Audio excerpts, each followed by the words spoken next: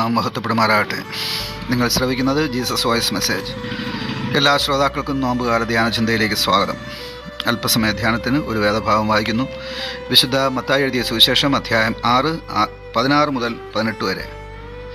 ഉപവസിക്കുമ്പോൾ നിങ്ങൾ കപടഭക്തിക്കാരെ പോലെ വാടിയ മുഖം കാണിക്കരുത്. അവർ ഉപവസിക്കുന്നത് മനുഷ്യർക്ക് വിളങ്ങേണ്ടതിന് മുഖം വിരൂപമാക്കുന്നു. അവർക്ക് പ്രതിഫലം കിട്ടിപ്പോയി എന്ന് ഞാൻ സത്യമായിട്ട് നിങ്ങളോട് പറയുന്നു. നീയോ ഉപവസിക്കുമ്പോൾ നിൻ്റെ ഉപവാസം മനുഷ്യർക്ക് അല്ല, രഹസ്യത്തിലുള്ള നിൻ്റെ പിതാവിന് വിളങ്ങേണ്ടതിന് തലയിൽ എണ്ണ തേച്ച് മുഖം കഴുകുക. രഹസ്യത്തിൽ കാണുന്ന നിൻ്റെ പിതാവ് നിനക്ക് പ്രതിഫലം നൽകും. കർത്താവിൽ പ്രിയരെ, നാം വായിച്ചു കേട്ട വിശുദ്ധ മത്തായി എഴുതിയ സുവിശേഷം 6-ാം അധ്യായം 16 മുതൽ 18 വരെയുള്ള ആ ചെറിയ വേദഭാഗത്ത് നോമ്പ് ഫലിക്കുവാൻ, അഥവാ നോമ്പിൻ്റെ ഗുണഗണങ്ങൾ, ഉപവാസത്തിൻ്റെ നന്മകൾ ഉപവസിക്കുന്നവർക്ക് ലഭിക്കുവാൻ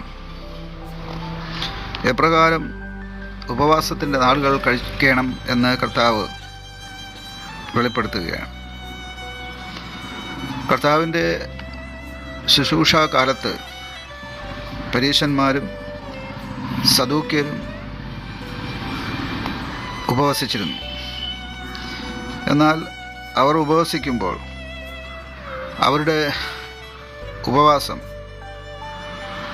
മറ്റുള്ളവർ അറിയേണ്ടതിന് അവർ പല കാര്യങ്ങൾ ചെയ്തിരുന്നു. അവർ മുഖം വിരൂപമാക്കിയിരുന്നു. അവർ ആ നാളുകളിൽ എണ്ണ തേക്കുകയോ മുഖം കഴുകുകയോ ചെയ്തിരുന്നില്ല. അവർ വാടിയ മുഖത്തോടെയൊക്കെ കാണുക പതിവായിരുന്നു. ഇങ്ങനെയുള്ള ഉപവാസത്തിനെതിരെയാണ് യേശു സംസാരിക്കുന്നത്. ഉപവാസമെന്നാൽ, അഥവാ നോമ്പ് എന്നാൽ ദൈവത്തോടൊപ്പമുള്ള, അഥവാ ഉപരിയായ ദൈവത്തോടുള്ള വാസമാണ്.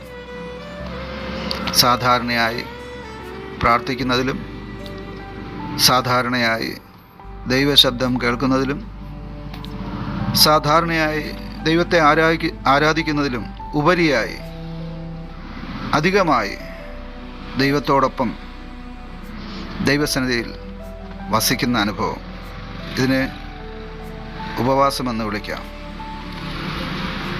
ഉപവാസം അനുഷ്ഠിക്കുന്നവർ പ്രത്യേക ഉദ്ദേശങ്ങളോടെയാണ് ഉപവസിക്കുന്നത്.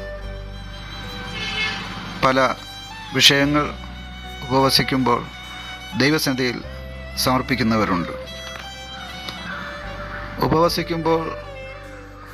ഉപവസിക്കുന്നവർക്ക് ഉണ്ടാകേണ്ട മനോഭാവമാണ് ഇന്നത്തെ വേദഭാഗത്തിൽ നാം കാണുന്നത്.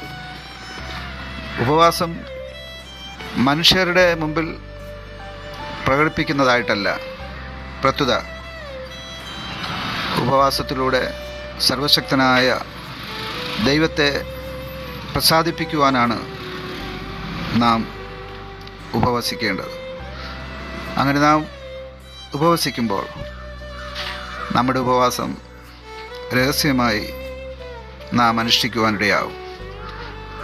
എന്തുകൊണ്ടെന്നാൽ ദൈവം നമ്മുടെ രഹസ്യങ്ങളെ പരസ്യമായി കാണുന്നവനാണ്. വീണ്ടും പറയട്ടെ, ദൈവം നമ്മുടെ ചെറുതും വലുതുമായ എല്ലാ രഹസ്യങ്ങളെയും പരസ്യമായി കാണുന്നവനാണ്. ദൈവത്തിന് മറഞ്ഞിരിക്കുന്നത് ഒന്നുമില്ല.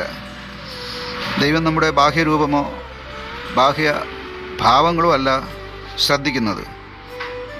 ഹൃദയങ്ങളെ തൂക്കി നോക്കുന്ന, നമ്മുടെ മനസ്സ് അറിഞ്ഞ്, ഹൃദയം അറിഞ്ഞ്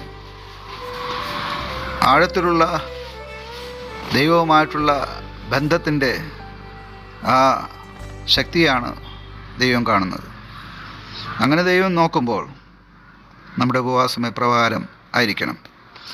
അത് പരീശന്മാരെ പോലെ, അത് ശാസ്ത്രിമാരെ പോലെ, കപടഭക്തിക്കാർ കാട്ടുന്നത് പോലെ വാടിയ മുഖത്തോടെ, മുഖം കഴുകാതെ, തലയിൽ എണ്ണ തേക്കാതെ, അതുപോലെ മുഖം വിരൂപമാക്കിക്കൊണ്ട് ഒക്കെ നാം പ്രവർത്തിക്കുമ്പോൾ അത് വിപരീത ഫലം ഉളവാക്കുന്നു.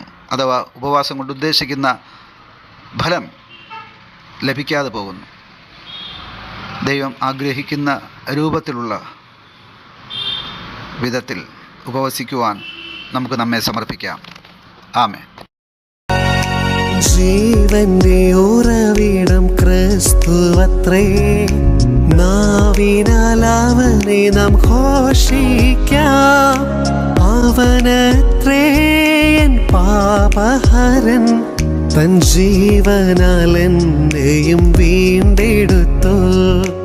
അവനത്രേ എൻ പാപഹരൻ, തൻ ജീവനാൽ എന്നെയും വീണ്ടെടുത്തു.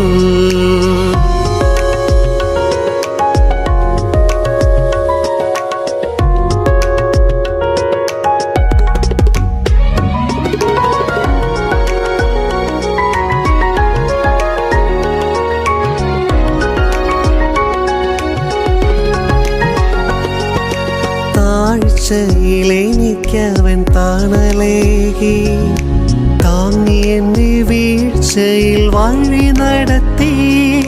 തുടച്ചെന്റെ കണ്ണുനീർ പൊൻകരത്താൽ, തുടിക്കും നിൻ മനം സ്വർഗ സന്തോഷത്താൽ. തുടച്ചെന്റെ കണ്ണുനീർ പൊൻകരത്താൽ, തുടിക്കും നിൻ മനം സ്വർഗ സന്തോഷത്താൽ.